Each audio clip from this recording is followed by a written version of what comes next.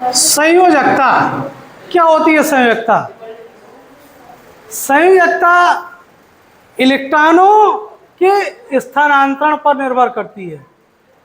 कोई जब रासायनिक क्रिया होती है तो इलेक्ट्रॉनों के आदान प्रदान पर आधारित है। कोई भी परमाणु जब रासायनिक अभिक्रिया में भाग लेता है तो भाग लेने के फलस्वरूप वो इलेक्ट्रॉनों का क्या करता है? त्याग या ग्रहण करता है। तो कितने इलेक्ट्रॉन त्याग रहे हैं या ग्रहण कर रहे हैं, वो संख्या हमारी क्या कहलाएगी? संयोजकता कहलाती है। देखते हैं अब संयोजकता।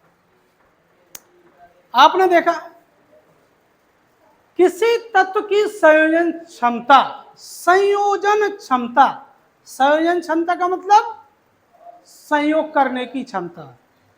कोई भी परमाणु बोर के सिद्धांत के अनुसार है कि इलेक्ट्रॉन ऊर्जा के विभिन्न इलेक्ट्रॉन परमाणु के चारों ओर विभिन्न ऊर्जा स्तरों में चक्कर लगाता है, ये बोर के अनुसार।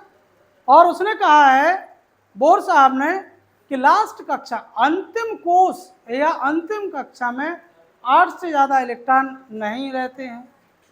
अंतिम कक्षा के जो इलेक्ट्रॉन होते हैं वही दूसरे परमाणु से बंध बनाने में भाग लेते हैं। लास्ट वाले किसी परमाणु के वाहक कोश में बाहरी कक्षा में जितने इलेक्ट्रॉन होंगे वही इलेक्ट्रॉन भाग लेंगे। अब निर्भर करता है कि 8 इलेक्ट्रॉन होने के लिए कोई परमाणु कितने इलेक्ट्रॉन ग्रहण कर रहा या दे रहा, यानी बाह्य कक्षा में कितने इलेक्ट्रॉन होना चाहिए? 8। अगर किसी परमाणु के बाह्य कोश में 6 इलेक्ट्रॉन है तो वो 2 इलेक्ट्रॉन किसी परमाणु से लेगा। अगर किसी परमाणु के बाह्य कोश में 7 इलेक्ट्रॉन है तो वो अन्य परमाणु से 1 इलेक्ट्रॉन लेगा अपना अष्टक पूर्ण करने के लिए। यानी बाहरी कक्षा में 8 इलेक्ट्रॉन होने के लिए वो क्या करेगा? दूसरे परमाणु से इलेक्ट्रॉन लेगा। यदि किसी परमाणु के बाह्य कोश में 2 इलेक्ट्रॉन है तो वो अपने बाहर के 2 इलेक्ट्रॉन को किसी परमाणु को देगा। बात समझ में आ रही? किसी परमाणु को वो देगा।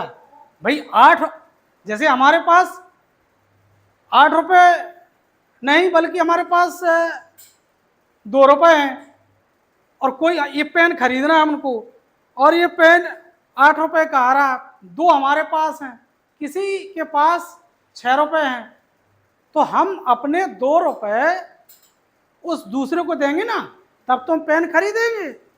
और जब पेन खरीदेंगे तो पेन रहेगा उसी के पास, क्योंकि उसने 6 इलेक्ट्रॉन दिए, 6 रुपये दिए हैं, तो पेन रहेगा उसके पास। और जब लिखने की आवश्यकता होगी तो हम उससे ले लेंगे, हम भी लिखेंगे और वो भी लिखेगा। तो हमारे पास 2 रुपये थे, उसके पास कितने थे? 6। तो हमने अपने 2 इलेक्ट्रॉन उसको दे दिए, तो हम हो गए दाता। देने वाला क्या होता है? दाता। ठीक है। और ग्रहण करने वाला क्या होता है? ग्राही। तो हमने दिया तो हम एक तरह से आयनित हो जाएंगे, धन आवेशित हो जाएंगे, देने वाले हो जाएंगे, यानी हमारे ऊपर 2 धन आवेश होगा, और जिसने 2 इलेक्ट्रॉन लिए हैं वो 2 ऋण आवेश हो जाएगा। ठीक है। तो 2-2 इलेक्ट्रॉन का साझा हुआ, यानी कोई चीज खरीदी जा रही है तो 2-2 इलेक्ट्रॉन लेन देन हुआ, तो दोनों परमाणुओं की, देने वाले की और लेने वाले की संयोजकता क्या हो गई? 2-2। संयोजकता कभी भी माइनस और प्लस में नहीं होती है। ठीक है। माइनस प्लस में आयन होते हैं, संयोजकता कभी भी माइनस प्लस में नहीं होती है। ठीक है। अब कौन परमाणु इलेक्ट्रॉन देगा, कौन ग्रहण करेगा? यदि किसी परमाणु के वाहक कोश में 4 इलेक्ट्रॉन है तब तो वो उस परमाणु से साझा करेगा, या तो अलग अलग से साझा करेगा। किसी के पास 1 होगा, किसी के पास 3 होंगे, या किसी के पास 4 होंगे, या किसी के पास 2 होगा, उनसे साझा करेगा। यदि किसी परमाणु के बाह्य कोश में 3 इलेक्ट्रॉन है तो वो देगा दूसरे को। समझ रहे? 3 इलेक्ट्रॉन देगा तो देने वाला क्या हो गया? दाता।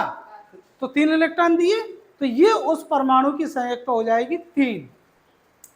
यहां देखें अब कार्बन के परमाणु क्रमांक कितना 6, परमाणु भार 12, तो कार्बन के बाह्य कोश में कितने इलेक्ट्रॉन है? 6 इलेक्ट्रॉन। कार्बन के बाह्य कोश में कितने इलेक्ट्रॉन? 6 इलेक्ट्रॉन, है ना। तो जब 6 इलेक्ट्रॉन है तो ये यानी 2 और 4 बाह्य कोश में कितने हो गए इसके? ये 2n² के आधार पर भरा जाता है कि पहली कक्षा में 2 इलेक्ट्रॉन और दूसरी कक्षा में 4 इलेक्ट्रॉन, यानी बाहर की कक्षा में कितने? 4 इलेक्ट्रॉन। सॉरी ये 8 हो गए हैं।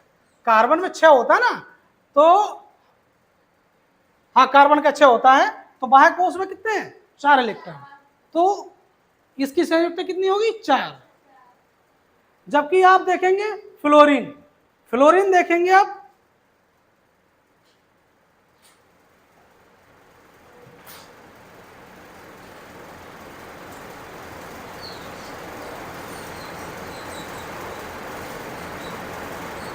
फ्लोरीन का परमाणु क्रमांक कितना है? 9 है। फ्लोरीन का परमाणु क्रमांक 9, परमाणु भार 18। अब इसका अगर इलेक्ट्रॉन विन्यास करेंगे 9 का तो कितना आएगा? 2 और 7, कितना आ जाएगा? भाई पहली कक्षा में 2 इलेक्ट्रॉन और बोर के अनुसार दूसरी कक्षा में 8 इलेक्ट्रॉन होना चाहिए, तो कुल कितने इलेक्ट्रॉन है? कुल 9 इलेक्ट्रॉन है फ्लोरीन के पास। तो पहली कक्षा में 2 इलेक्ट्रॉन और दूसरी कक्षा में कितने हो गए? 7। तो फ्लोरीन को 1 इलेक्ट्रॉन की आवश्यकता है अपनी कोश में 8 इलेक्ट्रॉन करने के लिए, तो ये लेगा ना किसी से, 1 इलेक्ट्रॉन की आवश्यकता पड़ी, तो बस जितने बंध बनाने में जितनी आवश्यकता होती है वो आवश्यक इलेक्ट्रॉनों की संख्या ही संयुक्ता कहलाती है।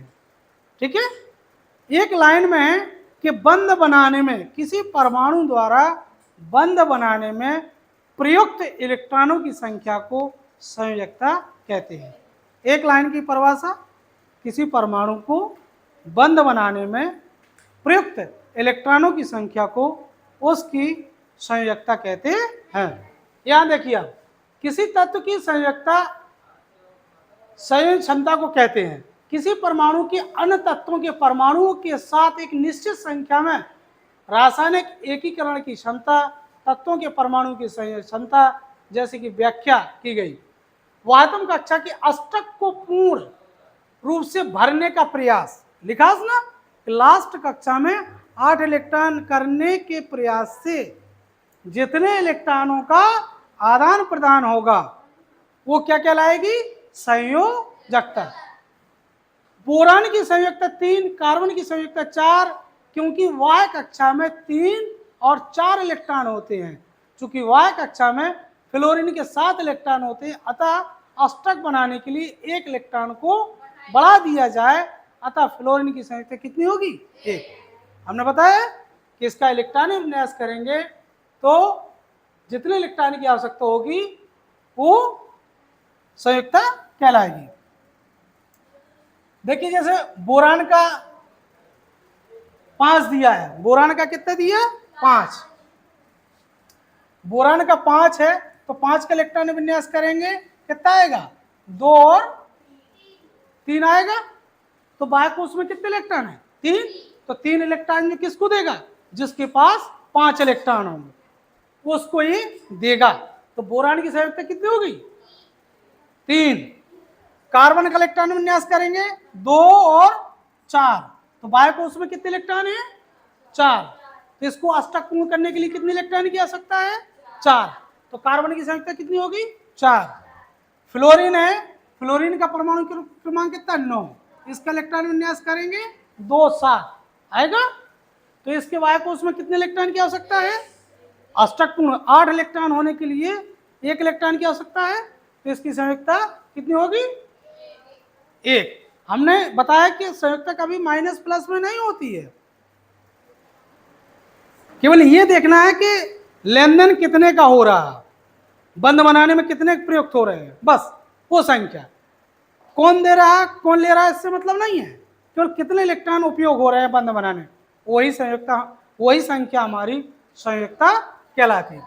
सोडियम है, सोडियम का 11 होता है, 11 का इलेक्ट्रॉन विन्यास करेंगे कितना आएगा 2 8 1 आएगा। तो इसको बाह्य कोश में कितना 1 इलेक्ट्रॉन, तो इसको कितनी 7 इलेक्ट्रॉन की आवश्यकता है, तो कोई इसको 7 इलेक्ट्रॉन तो देगा नहीं, ये अपने बाह्य कोश से 1 इलेक्ट्रॉन दूसरे परमाणु को दे देगा, तो इसकी संयोजकता क्या हो गई 1।